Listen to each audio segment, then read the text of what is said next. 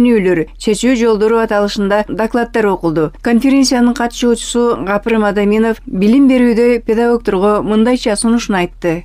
Заманның талабында билим бериш үчүн Кыргызбай Добаевдин «Новая школа» деген ошол китептен алса эң сонун жардам болот. Анан үй бүлөнү, энелер мектебине кызматташууга чакырыш керек. Ошондо аларга иштөө жеңил болот. Ал эми окуучу студенттерге айтамын. Сиздер билим алуунун жолуну үйрөнүңүздөр.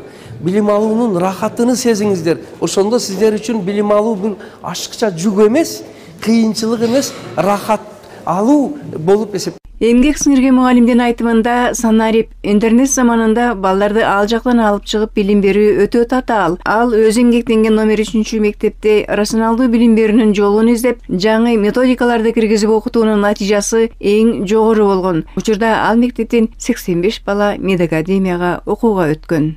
Мына Баткенде чек арада номер 3 эксперименталдык мектеп лабораториябызда ошол азыркы балдарды кандай кылып билим алууга кызыктыруу боюнча эксперимент жүргүздүк.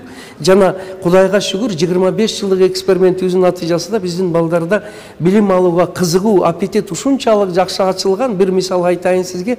Бизде ошол айылдагы 250 окуучу окуган мектебибизден 85 бала медакадемиянын бюджетинде окуп атат.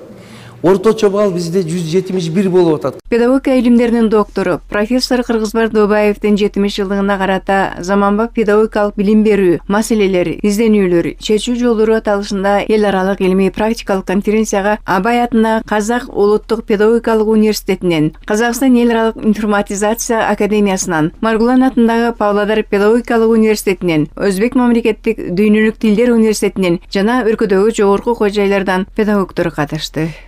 Калия Карыбекова, Ильяс Кадыркулов, билим жаңылыктарына.